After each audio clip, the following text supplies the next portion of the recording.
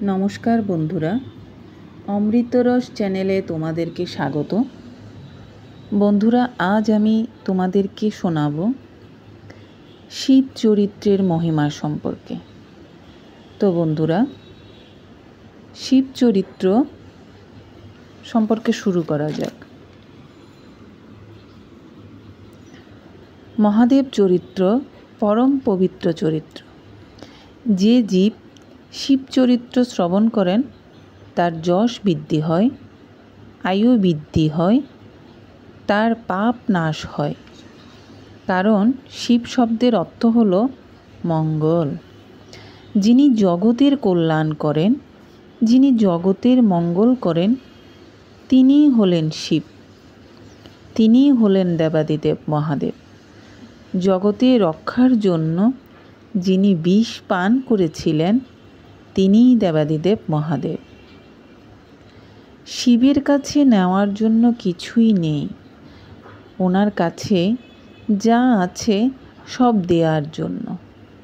শিবের কোনো কিছুর প্রয়োজন নেই, কারণ সাক্ষাৎ ভগবতী জগদম্বা, ভগবতী উমা যার ঘরণী, তার কি কোনো জিনিসের কমি আছে? শিব তো পাহাড়ে থাকে, পর্বতে থাকে, জঙ্গলে থাকে, শ্মশানে ঘুরে বেড়ায়, ওনার কিছুই চায় না। মহাদেবের এক নাম আশুতোষ, যিনি অল্পতেই তুষ্ট। এক ঘটি জল আর একটি বিল্বপত্র, তাতেই যিনি খুশি তিনিই মহাদেব। মহাদেবের হাতে রয়েছে রুদ্রাক্ষের মালা, হৃদয়ে রয়েছে কৃষ্ণ তত্ত্ব। ওনার জটায় রয়েছেন ভগবতী গঙ্গা, অর্ধচন্দ্র বাঁকা চাঁদ, গলায় বাসুকী নাগ। শ্রীমদ্ ভাগবতে ভগবানের চরিত্র আরম্ভ হবার আগে মহাদেবের চরিত্র আগে বর্ণন শুরু হয়। এতটাই শিব চরিত্রের মহিমা। অমৃত পান করলে মানুষের স্বর্গ প্রাপ্তি হয়, আর যারা শিবের চরিত্রামৃত পান করেন তাদের মুক্তি লাভ হয়। শিবের কথা শোনা মাত্রই শিবলোক প্রাপ্ত হয়। শিব চরিত্র শ্রবণে সংসারের সমস্ত রকম পাপ নাশ হয়ে থাকে। তেমনি এক প্রসঙ্গ রয়েছে শিব চরিত্র নিয়ে। মহাদেবের আরেক নাম ভোলানাথ। উনি এতটা ভোলাবালা যে যা চান তাই দিয়ে দেন। একবার ভেবেও দেখেন না কতটা কাকে কি দিতে হবে। এই প্রসঙ্গ নিয়ে একটি সুন্দর উপাখ্যান রয়েছে শিবপুরাণে। তো চলো বন্ধুরা, আজকে আমরা সেই উপাখ্যান শ্রবণ করি। মহাদেব একবার সোনার লঙ্কা বানিয়েছিলেন।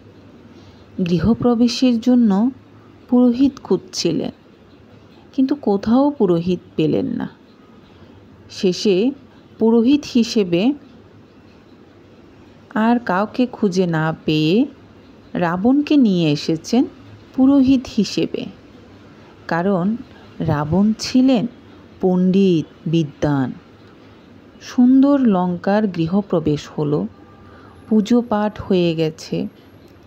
এবার মহাদেব পুরোহিত মশাইকে জিজ্ঞাসা করলেন, দক্ষিণা কি চায়? দুষ্টু রাবণ তখন বললেন, যা চাইব দেবেন। মহাদেব বললেন, চেয়ে তো দেখ প্রভু, আপনার এই সোনার লঙ্কাটাই আমাকে দিয়ে দেন। মহাদেব এক মিনিটও বিচার করেননি, সাথে সাথেই সেই সোনার লঙ্কা রাবণকে দিয়ে দিলেন। গৃহপ্রবেশ করে মহাদেব 5 মিনিটও সেই গৃহে থাকতে পারলেন না, দান করে দিলেন নিজের গৃহটাও। এই হলেন মহাদেব।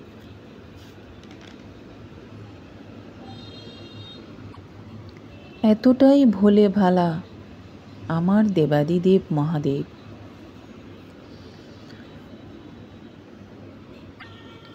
তো বন্ধুরা, শিব চরিত্র আজ এই পর্যন্ত রইল। আজকের এই শিব চরিত্র তোমাদের কী রকম লেগেছে একটা কমেন্ট করে জানাবে। আর ভিডিওটি যদি ভালো লেগে থাকে একটি লাইক ও শেয়ার করে দিও, আর সাবস্ক্রাইব করে পাশে থেকো। দেখা হবে নতুন কোনো ভিডিওতে, নতুন কোনো তথ্য কথা নিয়ে। সে পর্যন্ত ভালো থেকো। মহাদেব সকলের মঙ্গল করুক। জয় জয় শিবশঙ্করের জয়।